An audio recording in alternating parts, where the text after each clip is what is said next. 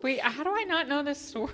Not all yoga is rest either. That's hilarious. That is the best story ever. Too often, we try to just look for something comforting. We just let our mind escape and we think about something else. There's so many benefits to yoga, but I think people don't understand, like, strength training is mobility training. I'm looking forward to everyone getting to hear this story. Welcome to the Lift Heavy Swing Fast podcast. Welcome everybody to our little show here.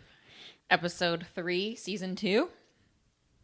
And we got a great episode today. Today we are going to be talking about yoga for golf. Something that comes up. Right in. Well, it was kind of a dead space in our... You weren't saying anything, so I just wanted to jump in and keep it rolling. Okay.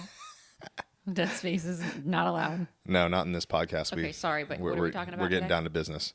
We're talking about yoga for golf. Okay. So a lot of people believe that you can kind of just do whatever workout you want, supplement it with yoga, and then you're going to get all the flexibility you can imagine to help you with your golf swing. And what I think is great today is Erika has a ton of expertise in yoga, being a former yoga instructor and yogi, right? Is that what we can call you? Sure. I mean, I don't do it nearly as much at all, but I did practice yoga for like 5-6 years consistently. And I mean like 4 to 5 times a week, day in, day out, did the yoga teacher training situation.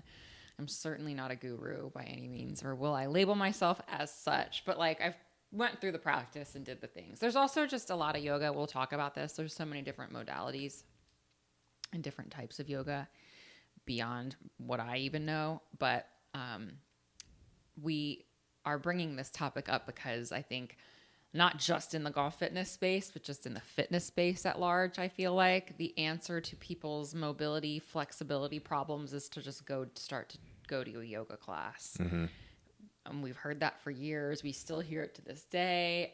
And we're here to say that like yoga probably isn't it to solve your problems. In fact, it can probably do more harm than good, honestly, for some people. Yeah, so I want to tell a little backstory about my first experience with quote unquote yoga. And it was when I was a fitness manager at Washington Sports Clubs in actually Silver Spring, Maryland. It wasn't in DC, but just right outside of Washington, DC in Silver Spring, Maryland. And as a fitness manager, you kind of, things fall on your lap because you're the manager. Like you're the manager on duty. If something happens, like you've got to kind of figure out a solution to the problem. So one day, about 10, 15 minutes before the yoga class started, I think it was the noon time yoga class, the instructor called and said she wasn't going to make it. And people were already there, like in the room. They get there very early to grab their space, get their mats down, their towels, their water. They get set up. And you got to show up to yoga early to like feel settled. You can't just like roll into a yoga class like mentally. You kind of have to be settled. So people were already there, and the front desk person came up and said, "Hey, we're going to tell these people that the yoga instructor isn't going to show up, or if anyone can jump in and teach it." And in yoga studios and in big box gyms, they're not like the big open spaces like the group fitness studio where it's like windows and all this kind of stuff where you can see in. It's usually, I think, because they like to turn down the lights and stuff like that. So it's usually just a door or two, and you can't really see in it. You're not like peeking in, being a little creep or anything. So I really have never, and this is me being in gyms for years, being a personal trainer, being a fitness manager. I still didn't know what yoga was. I assumed it was just a bunch of stretching. Mm-hmm. Right. So I was like, hey, I know a bunch of stretches. I'll just go fill in. Like, these people are already here. They're going to be upset. Like, here, I'll just jump in and I'll do something for them. Wait, how do I not know this story? Maybe I haven't told you this story. You taught a yoga class? I taught a yoga class. Well, you're about to find out it wasn't quite a yoga class. So, oh my God. So, wait, yeah. So I had like 15 minutes. I wrote down pretty much like every stretch I knew. Oh my God. And this was well before I got into like the golf fitness space, so I really didn't know like a ton of mobility drills like I know now. This is a long time ago. This is bad. Yeah, this was a long time ago. So yeah, I had no clue what I was doing. But I was like, hey, you know what? I don't want these people, because this is Washington D.C. too. People kind of don't mess around. Like they're gonna be pissed that they took off work or whatever. This is their lunch hour, and this person doesn't show up. Like they're not gonna be happy about this. Well, so it's annoying when your class doesn't start or doesn't take place. Yeah. So I was like, you know what? I'll just wing it. Here we go. So I jump in there, and I can't even remember what type of music I was playing. I may have asked someone in the class like to play some music or something because I had no idea what music to use. And I literally just wrote down on I'm the embarrassed, secondhand embarrassed. I wrote down. I've never been embarrassed. I like had my dry erase marker. I wrote down on the mirror like all the stretches I was gonna do, and just started stretching people out. And quickly Number one in yoga, don't write anything. yeah. So so real quick they all started kind of looking around, and they're like, "This isn't really gonna be yoga, is it?" And I was like, This is gonna be what I think yoga Is is." this story real? Yeah. Yeah. Yeah. So, normally their yoga class is like an hour or something. And I think I was done like in 25 minutes, because I had nothing left. And they were like, "Thanks for that. That wasn't really yoga, but we appreciate you giving it a shot." They did? Yeah. Yeah. This is amazing. And that was way before. I had never even taught a group fitness class in my entire life. This is well before I started coaching Right, at which Elevate is a whole too. other thing in and of Yeah, itself. so, like, getting up there- teaching us a class, when you forget about it after we've done it for so many years. Like, it's a very overwhelming thing. So like I'd never been in front of a group of people teaching fitness before either. So like that was new. Wait, this is amazing. I'm just so blown away at this story that we could've haven't sworn I talked told about that. it. No way. I've Yeah. never heard this story. Yeah. I thought your first yoga class was with me at a lifetime. Yeah, that was like my first actually taking a yoga class. I still had never taken a yoga Okay. class. No, yeah. I still didn't take one after that. Yeah, but was that the first one? Because obviously. Probably. But yeah, so I just got in there, and because I'm the gym guy, so I'm the typical gym bro. Like I had, and granted, this is me being a personal trainer, training people, stretching out people. But yeah, I had, and yoga, and actually where the yoga class was, my office was literally shared a wall with this yoga class. So, and I could have taken the class for free. I had every opportunity in my life to go in there and take a yoga class and have an idea of what it was. But I just thought it was a bunch of stretching. And so that's what I went in there and did for these people. Dude, that would be like going into a Zumba class and thinking that you could throw together a bunch of dance moves. Which again, I've actually done one. I did it at a Washington Sports Club. I think it was the Glover Park location. Those things were packed. Oh my God. And the people would come out sweating, Oh yeah. And truly packed, 50 people in a room, maybe even more, because that Glover Park studio was big. I mean, Washington Sports Club had pretty big group X rooms. I went into one and it fucked me up. That shit was hard. And that was when I was fit for endurance. Yeah. Anyway, that's hilarious. That is the best story ever. I'm looking forward to everyone getting to hear this story. Yeah. So, and now that I've taken yoga, I understand it way better of what its purpose is. And there is actually, and I just want to kind of have the whole conversation about yoga, but the topic, reason we're doing a podcast about this is not to tell people that yoga is bad or anything negative at all about yoga. We actually took yoga not too long ago. We actually enjoy it. But I just think there's the misconception out there. And when I've posted about what yoga actually is, I've had yoga instructors reach out and say, "Hey, thank you for making this, bringing the awareness like this of what yoga actually is." So that's what I think. Oh, people reach out. I love hearing that. That's good. Because of course, I'm sure there's people in all the different camps, because there's plenty of yoga people out there that probably swear by it or think, I was even taught by instructors that, don't run marathons anymore. I used to do all of that too. This is the way, there's definitely a lot of that because it's very it's an almost religious cultish kind of experience, which I was kind of a part of that world a little bit too, back when it was just peaking in between 2011, 2012, 2013. It was the Group X studio that existed everywhere was yoga studios. It was the first one. It was the first one, I feel for all intents and purposes, aside from maybe at your local big box gym, yoga studios were the first boutique studio. For sure. I would believe that. For sure. But anyway, so this isn't I just want to echo that we're not here hating on it because I fucking loved it. And I still to this day, look back on that was such a great time. I learned so much about myself, but it certainly wasn't where I became the most mobile, flexible human being on earth. For sure. That's really not what it's all about. Just because you're using your body weight and just because you are doing poses for a long time, it doesn't mean that you're going to cure your, low back pain or your hamstring tightness and be able to swing the golf club better. There's just so many steps that have to happen in between. And so, yeah, I think we both really enjoy having a yoga practice, but I think it's much like a lot of things. I think the biggest thing for people and why yoga is great is actually a lot of the mental benefits truly. And that's ultimately what I got the most out of it after you're in it for a while. But yeah, the mobility and flexibility piece, isn't it? So like, how do we want to structure this conversation? I mean, I'd like to kind of start with I want to ask you, like, where you think the misconception came from. And maybe you haven't heard this because, like, this is what I hear all the time from people when I post, mobility exercise or something that's specific, when I make it specific for golf. They're like, oh, you don't need to do all this stuff. Just do yoga. So, like, where do you think the misconception came from that all yoga is a bunch of stretches? Well, because again, I think because there is a part of yoga where you are stretching. So For sure. You're thinking about a sport or an exercise. I didn't mean to call it a sport. A type of exercise where you're basically using your body weight only. You're not necessarily picking up weights in yoga. I'm not going to talk about core power and the ones that exist out there that like throw weights into the practice. Like then we're getting a lot further. Let's first define what yoga is. Yoga, like by definition, is determined by doing a sequence of asanas, which is like basically just movements, asana being a pose that you can do with your body. So different shapes of your body strung together in different sequences. And so the types of sequences make up the type of yoga that you're doing, right? So you can have, of course, like a more fiery practice where you're like standing up and doing a lot more like warrior poses and things that require like lots of standing movements in your legs, or you can do like a little bit more of like a yin or a calming practice, which is like where your head is below your heart most of the time, meaning like you're lying down, you're supine, you're on your back, you're truly like kind of not getting your heart rate up at all. And then there's like just all the things in between, right? And this isn't going to be I'm not an expert on all of the different types of yoga, but there are lots of types of yoga, anywhere in between like the quiet and the calming type and the really fiery, heated, like Bikram yoga studio, 90-minute practice.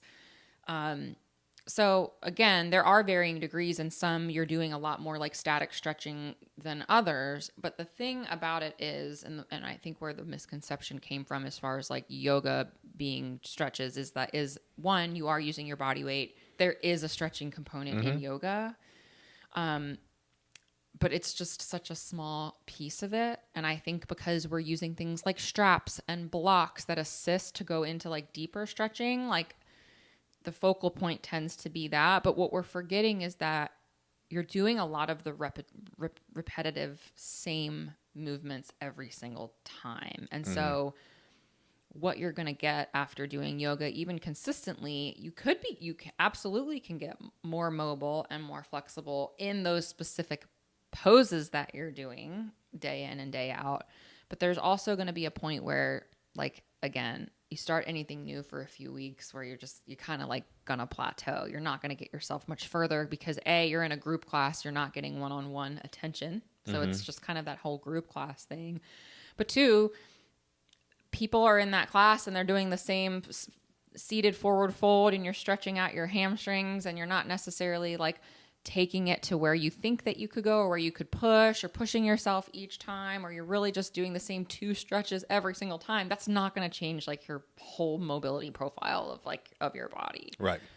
So I think again, there is a point where if you're doing absolutely nothing and you're not an active person at all, stepping into a yoga class is going to change and of course like improve your strength, a little bit of flexibility, a little bit of everything, maybe even some cardio, depending, like if you haven't gotten your heart rate up in a while, like it can help you in like a lot of those ways, but it's not specific to people's actual needs in terms of like what their injuries, contraindications, what they like left side versus right side. Like it's a group class at the end of the day that isn't going to be like very specific to getting you past your certain limitations. Right.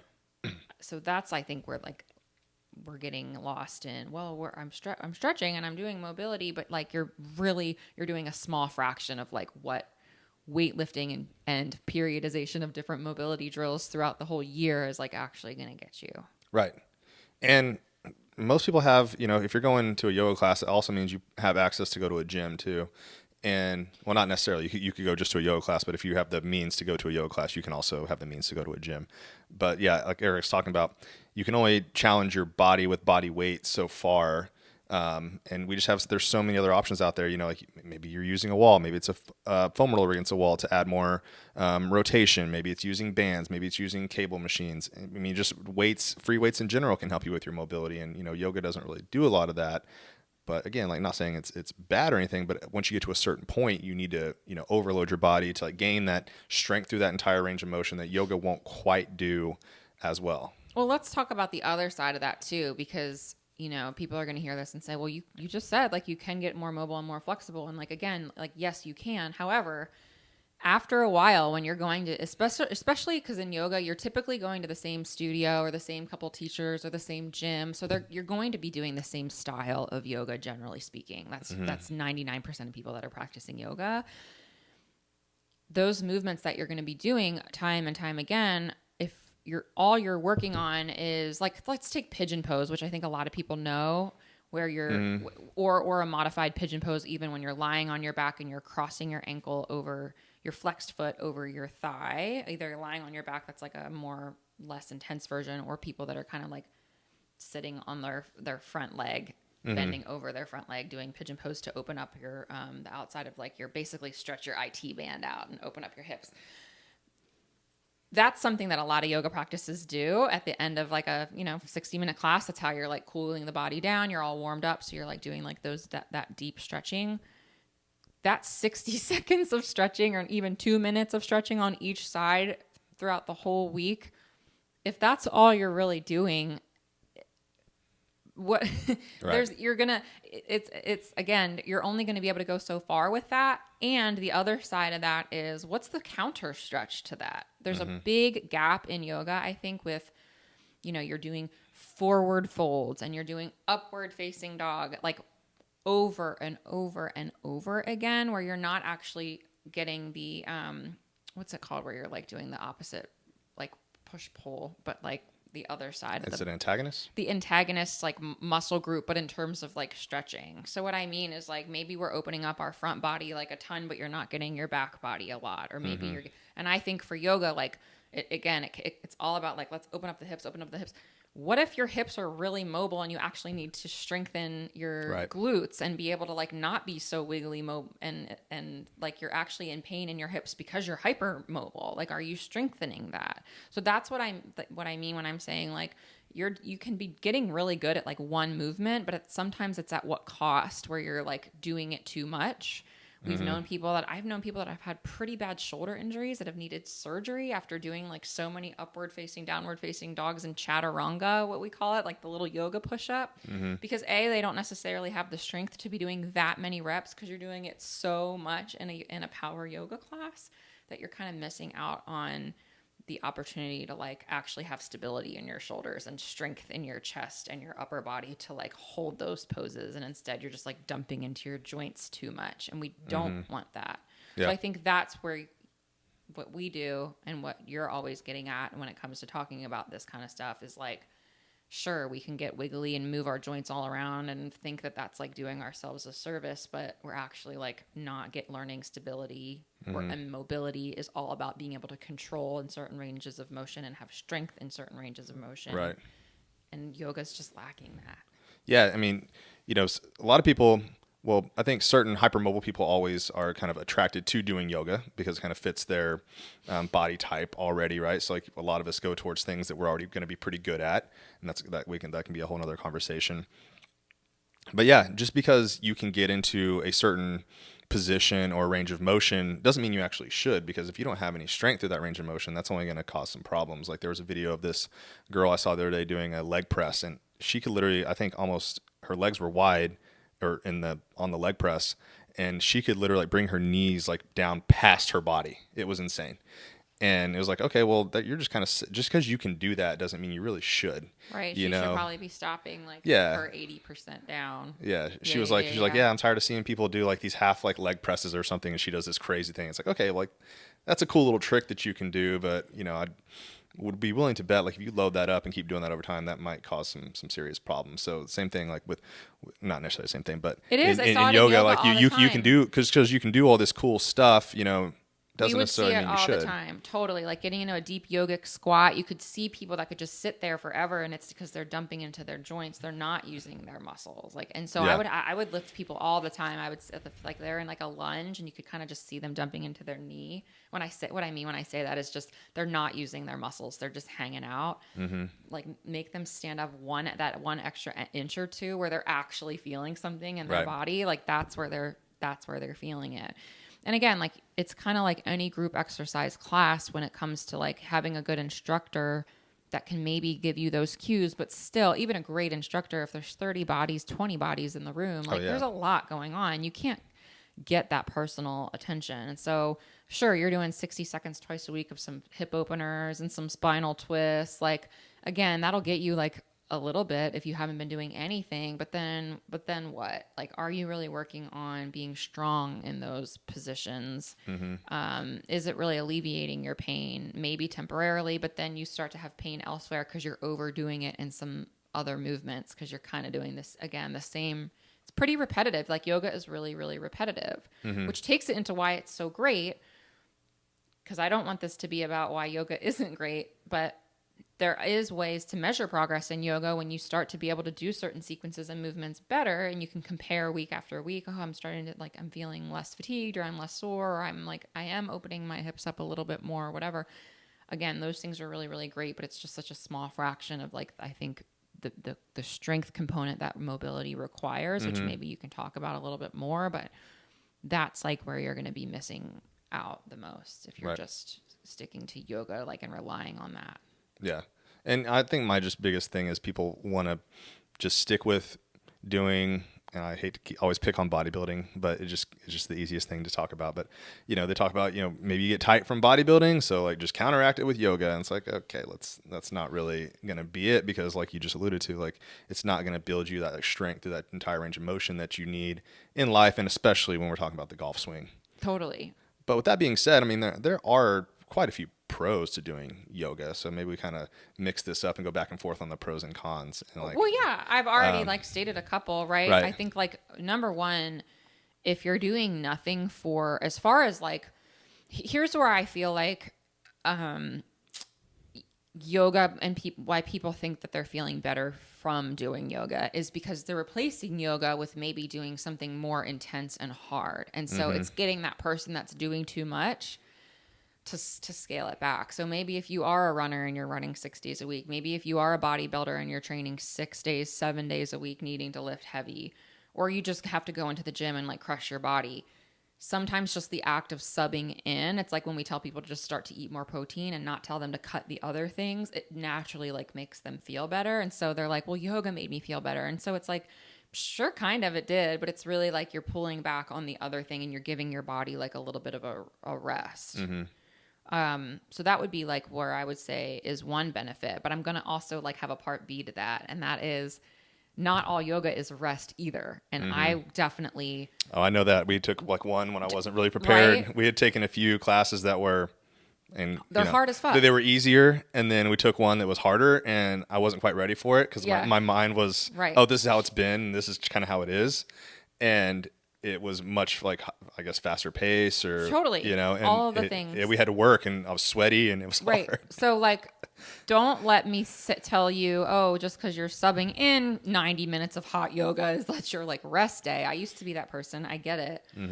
But shit, your body is working unless you're truly doing a yin class that is your heart rate is not getting elevated. You are just doing it. It's calming music. It's cool in there, or maybe slightly warm or whatever for the deeper stretches. But not all yoga again is created equal. But yeah, yoga isn't necessarily a rest day, but just what I'm saying is, it can be that substitution for the person that's going super hard every day. But yeah, yoga is still absolutely a workout in a lot of capacities. So just kind of, again, depending on the style that you're doing, know that and acknowledge that. And if you are trying to work through recovery, yoga might not be the answer. It might be truly recover, walk that day and back off. Your body needs to rest. I think the biggest pro for yoga for a golfer has actually nothing to do with the body. and this is definitely something we can talk. I want to hear your thoughts on too. Yoga is so much more of like the mental game. Yeah. Like, what do they do right when you get started? What do they call that? Which, like, it depends on what class that you're taking. Well, I'm trying to think. I feel like the last one we took together was that one like down by downtown. We did like a Shavasana at the beginning of class last time we took Okay, class. so what is that? Shavasana is like dead man's pose, where you're literally like lying on your back and you're just breathing and you just are being. You're not doing anything active. Yeah, so it's basically like a meditation. Corpse pose. Yes. And they're kind of talking you through breathing. Yes. Sometimes they do like the incense We and would like call play it the like music. in like Baptiste, we called it integration. That's like Okay. actually like if you're programming a yoga class, like that's your integration. You're just getting people to like get in the room, because everyone's coming from, first of all, you have to go to a yoga class. It's already stressful enough when you have a time that you have to be you're somewhere. driving, you got to park, So blah, it's blah, like, blah. yeah, and when I was in DC, which is a pain in the ass. it's like a whole thing to get to yoga. You're on the bus, you're on the metro, you're in the car, you have to park, you're in Georgetown. Like these people would be coming in and they're like way outside of the you're room. stressed. They are not in the room for like a solid 20 minutes, and you have to know that. So it's like, get them in their mind, try to get them not in their mind, get them out of their mind, get them in their headspace, clear their headspace, get them in their bodies, and that's the integration period. So it's like just getting the mind right? Yeah. I mean, I even do that like in all of our workouts. Like I think every workout I've written now, before starting the workout, I tell people 3 to 5 minutes on a cardio, and it's to get the body, warmed up too. But it's also it's a headspace thing, right? Like Definitely. whatever you were doing, maybe it was just waking up, maybe it was driving to the gym, maybe it was a stressful call at work, whatever it is. You take those few minutes to kind of just burn off some steam while you're warming your body up as a general warm up to get ready to do the workout. But it's a mental thing as well. Just transition from where you were to the workout and just being where you are now. Yes, it's important. And there's a ton of stuff in yoga where you are, and I'd like you to talk more about this too, because I don't know like the proper terms. They always have like these terms in yoga for everything, I feel like. And a lot of it is just kind of being present. I think they call it like creating space, and that's like creating space in your mind. And that can go a long way for a golfer. I mean, every golfer knows like hitting golf balls on the range is sometimes pretty easy. You can just flush every single one. You hit the perfect shot after another. And it's just a totally different experience when you stand on that first tee and the shot matters, right? Yeah. So that's all just between our ears. And I think that, if a golfer wants to do yoga, that might, and if you're doing a well-written golf fitness program, you should already have enough flexibility and mobility, and you should do yoga because you enjoy it. Or if you want to really kind of branch out and try this like mental aspect of it, that for me, because I'm just all in my head about all sorts of stuff, this, that can be really powerful and a good thing to do, to go take a yoga class. 100% aligned, 100% agree. I think a lot of people actually go for that reason, or they try to, and then they don't necessarily take it outside of the room. That's true. That's true, because you leave and you're back at it. However, it's just, again, like these things take time. And so over time, even if you're an asshole when you go back in your car and you're road raging or whatever, what yoga can teach you do, and I notice this especially in men, but like, because yoga's hard for men because y'all aren't as mobile and flexible, right? So I think that some of the poses are just a lot more uncomfortable. For sure. But it gets people in uncomfortable positions and it teaches them to just tolerate it, deal with it. And like, there's a part of people, again, some people need to scale back on that shit. So we would have a lot of the type A DC people that were in there like, and it's like 100 degrees and everyone's just like, and like those people probably needed to like let go a little bit more. Yeah, a lot more. But there's that component of to yoga too, which I'll get to in a second. But for the people that are just kind of just like learn to be, because a lot of times you're in like a deep hip stretch and you're not really in pain. It's just uncomfortable. And you're just like, what the fuck is happening? When is this going to be over? When is it going to be over? When is it going to be over? When is it going to be over? And like teaching yourself to just be and breathe and breathe and breathe. And that, again, that does get you out of like, you're not thinking about your appointments tomorrow and the things like that. You're like, like you are getting out of your head a little bit and like more into your body, which is like an awesome part of yoga. And that's the point of the practice. We used to say things like when you're doing like the deep stretching, you're like getting all the bad energy that we keep in our hips and all that kind of stuff, which like is a very woo-woo thing to say. However, I mean, there's some of that is true where we tend to like tense up and hold on to like bad energy, like whether you want to believe that it's woo-woo or not, like it's very releasing when you come out of like a deep stretch and you're released and you feel really good. And it's very like, it's like post workout for anybody. You're like, woosah, like it's the same kind of effect. But you're also visualizing a lot in yoga, which is a big component of yoga, is like you hear things like stretch your arms and like elongate your legs or open your hips. And it's because you're like actually visualizing like these things happening, which is like another actual way of just kind of doing the whole like mental practice piece, which people might not even realize, but you're like visual, oh, my hips are opening up, and you just start to like think about those things happening, which can be largely beneficial. It brings body awareness to people too that might not have any body awareness. I think yoga can be really good for that. So that's where it can be scary sometimes, like if you're throwing a barbell on someone's back who's like very like not bodily aware, which you and I have trained those people, getting people like to understand like where their glutes are and where like what their hips are doing when they're in a movement, or what their legs should be doing, or how it should feel, or like all those types of things. It really gets you in your head. But on the flip side, the people that are like and need to let go more, it gets you there too. Like I learned a lot about that, and like sometimes when I would just be beaten to death and not want to practice really hard, like it was okay to show up and like lay down half the time sometimes. Like that's where like yoga has just that safe space type of vibe, and it can be just really like, it smells good in there. You got all the incense and all the bullshit happening. You got the girl like rubbing the oil on your back, like when you're laying there after like sweating for 60 minutes or whatever, and you can just like let go and like be more easy with yourself and not so hard on yourself. So those are like the mental parts. Like there's so much to it that I think a lot of people could benefit from. Yeah, I want to go back to something you said there about like kind of being in the stretch, like feeling it in your hips, and just overall just being present. And I think that's something that I've tried to do, especially that when we have the cold plunge or something like that, because I think we try to too often we try to just look for something comforting. Right. So instead of thinking about being in the stretch or being in the cold or being in some type of pain, we just let our mind escape and we think about something else. We kind of don't really just stay in the moment. And I think that can be something you can do in the gym and in yoga and just other things, like embrace the suck for a second. Like, do you remember watching the movie Fight Club? Yes. Yeah. So there's a scene where Edward Norton Brad Pitt kisses Edward Norton's hand, and then he pours that acid on it. And Edward Norton has this like weird thing that he does where he like goes to his happy place. It's like a cave or something, and there's like penguins in there and all this weird stuff. He's like, I'm gonna go to my happy place, blah blah. And Brad Pitt's like, no, like this is your like burning hand. You need to like be here like with it. So I think that's something. And he's just trying to teach him like a skill. It's like handle his pain or handle his problems. And that's why fitness and all this kind of stuff is like greater than just exercise, and it teaches you life skills. And I think just being able to like be in the moment, like, yes, my hips are stretching. Let's be here. Let's stretch them. Let's do this. And then when I get out of it, I can feel that release. And if you think about that and you take it over to the golf course or something, when you hit a bad shot, where does your mind go? It doesn't go to like, okay, how am I going to fix this problem? Typically, it's like, oh, I just screwed up my round. This hole's done. I'm going to double bogey. I'm not going to break 7, or I'm not going to break 90 today. I'm not going to break 80. I'm fucked, instead of just being like, okay, this sucks. Let's be in it for a second. Let's figure this out. It's all good.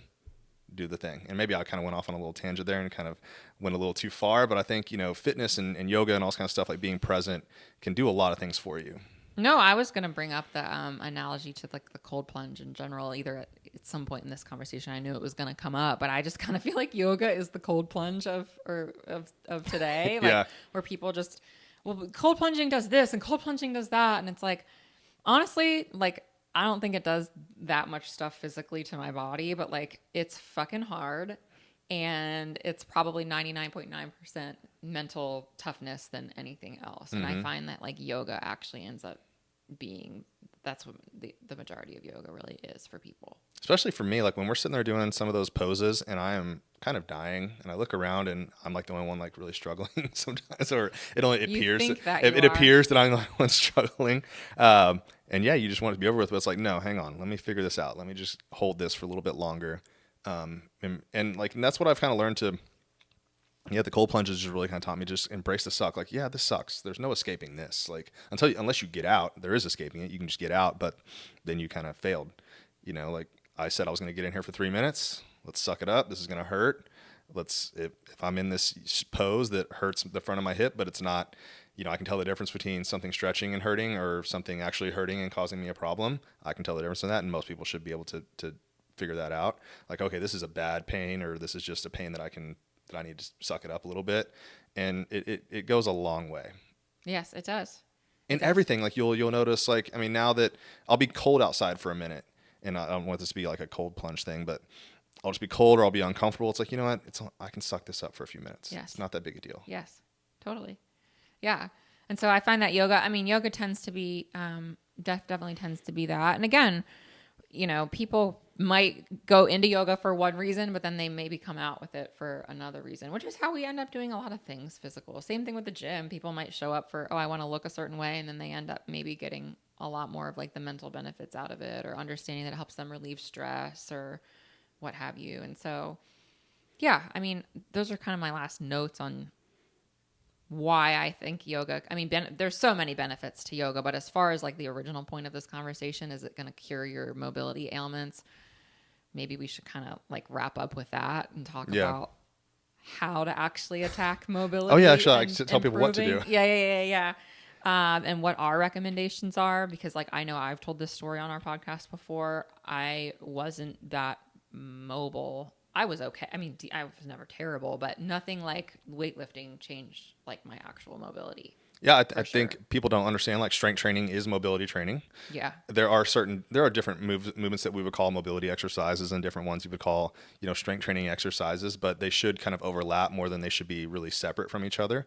And I do think that a lot of this comes from people look at the weightlifter or the bodybuilder and see this jacked person that can't, do certain things, right? Like they can't, reach behind them, or just do some mobility exercise, or do some like flexibility thing that, someone in yoga can do. And, so I think the misconception is just because the muscle is big and strong, or just because it's big doesn't mean it's not flexible, right?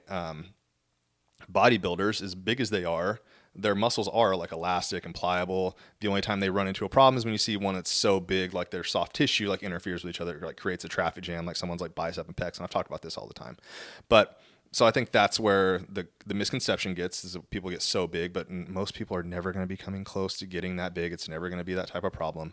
But, like just doing exercises like your squat or a deadlift or something where you're, slowly, progressively overloading it. You're making sure to control the eccentric portion on the way down. That's the lengthening of the muscle. You're stretching it, and you're adding strength to it as you go through that motion. And that's going to help you with your mobility, your flexibility. I know those two terms get tossed around. It doesn't really matter for this conversation what they are. You will just gain more range of motion, and you will. I've always been someone that says, if you can just reach down and touch your toes, like once you like stretch into that position, and then you walk around for the day, you try to do it again tomorrow, you got to redo it. Like, you don't own that position. Like, you're not going to, you don't own this. You stretched into it, cool, but your muscles like didn't adapt to it. If you do deadlifts or something and load up the hamstrings and load up your hinging pattern, then you will be more likely to own that range of motion that you can actually use in things like life and the golf swing.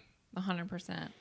Yeah, I mean, nothing changed. I was just kind of going to speak to just compound lifts in general, are the ones that where I felt like mobility changed the most, because it's like, if I can be at the bottom of the squat and I have like 150, 160, 170 pounds on my back, like you can't even compare that to just like doing body weight stuff or like a static hold stretch, because you have to be able to control that weight if you're doing it correctly and safely, which you learn over time, and it takes a long time. There's just so much that like those movements can do for you versus just kind of, again, and there's ways to progressively overload those exercises, which is where I feel like, you just with stretching and the yoga types, there's just only so much that you can do. Yeah, like body weight, like will a body weight squat and push-ups make you stronger? Absolutely. But at some point, you're going to need to add some load, because you're just not going to be able to do what are you going to do with 1,000 squats in one day? Like if day one you do 10 and it's challenging, eventually you're going to get to a point where hundreds are not as challenging of body weight squats. And then what are you going to do? Right. Same thing with like stretching. Like, okay, I can get into this stretch. What am I going to do now? Am I going to hold it for 5 minutes? I'm going to hold it for 10 minutes. Yes. What are we going to do? Not saying it's not a valuable thing to do to stretch, mainly because it might just feel good, and people sometimes just like say, if it feels good, do it. But you need to loading the tissues, controlling it through its entire range of motion, building strength of that entire range is really the key to success I when it also comes to do. mobility training. But yeah, strength training gives you feedback. I think that's one thing we haven't really talked about. Like having weight on your body gives you feedback versus if you're body weight only, you're just moving in whatever planes of motion that your body can move in. But like if you have a barbell on your back versus an air squat, like those are two very different exercises. For sure. My core is obviously very much engaged. I'm working on my shoulder mobility depending on how I'm holding the bar. We obviously, again, like men can tend to struggle with that more, but you're working your full body in ways that you're not even, I mean, not even talking about lower body. Like there's upper body things happening too, yeah. you know? And it's like having that control and the ability to like even just rack the bar safely and hold the bar against your upper back or wherever you're kind of the most comfortable. Like all of these little things translate, I think, into just being overall more successful in the real world when you're actually moving things around and preventing injury and being able to resist and hold and have stability. It's just not even comparable to like a body weight exercise. Absolutely. Or a stretch. So I've thought of one more pro for yoga. Oh, he's going back to the pros of yoga. Well, and it Loves it. has nothing actually to do with yoga itself, actually. It's just the class environment. Oh, yeah. Right? Like, you gain accountability and you have motivation when other people around you, like kind of experiencing the same thing at the same time. Oh, yeah. Totally. You can make new friends. Yes. Erika and I met at a group fitness class. Yeah. And I originally took the group fitness class, because one of my buddies invited me to go with him. Elevate, I think, was still like the very first group fitness class I ever took back in like 2016, 17. And I had no idea like what it was actually going to turn into for me and be like such a life changer. I was going to meet you. I was going to learn how to get in front of people and coach, which opens up a whole new like level of skills. But, for a normal person who's wanting to go take a class, you could meet a new friend, you could meet a spouse. Like it could just be something, you could come up with a great community that helps hold you accountable to showing up for that class. Like if all your good friends, or if you become friends with all these people and they're taking class every day at 7 a.m. or not every day, but a few times a week at 7 a.m. and you quit showing up, you know what they're going to do? They're going to text you. And be like, hey, where you been? Oh, yeah. We saw it all the time at Elevate. They're like, oh, this dude didn't show up. And everyone knew why he didn't show up. He like had texted them that morning why he wasn't going to show up. It was like, hungover from the night before, I'm not coming. Or they saw him out last night. It's like, it just becomes a great community. So if you wanted to get into something like that, there are some really cool aspects of it that are outside of fitness. Yeah, too. 100%. Definitely tons of perks. Definitely recommend yoga if it fits in your schedule. Don't think it's going to be what solves your mobility or your injuries. Like start to work with your personal trainers. Look into some YouTube videos that we have too. By the way, we have a ton of content as far as like golfer's elbow and tight hips and lower back, tight hammer. Like we have a lot of content on that stuff. We have a full mobility program now that I'm proud to promote. It was on our app. Now it's on a PDF. It just didn't work great on our app, so I didn't really talk about it a lot because it was just kind of I don't know what the word I'm looking for here is. It just wasn't really easy to use, and it's a lot easier to use on the PDF now instead of the app we have. Yes. I'm not saying the app is a challenge to use. It was just for this particular type of program that I put together. There was just no easy way to make it easy to understand on the app, and now it's a lot easier on PDF. So if you really want to dive into mobility training and make it specific just for you, we do have a golf mobility that does like the TPI assessment and all that kind of stuff that you could check out. Yeah, 100%. There are lots of resources, and all of that can be found on liftheavyswingfast.com, where you can find our programs, our blogs, our YouTube channel, all of that right there, and this podcast. Yes. But yeah, we want to hear about your yoga stories too, so feel free to reach out to us, because if any of this resonated, or if you feel like, oh my gosh, everything they said is stupid, we want to know. I want to know. Erika wants to know. Erika will go back and forth with you. I get. Oh yeah, I'll go back and forth. Hit me up.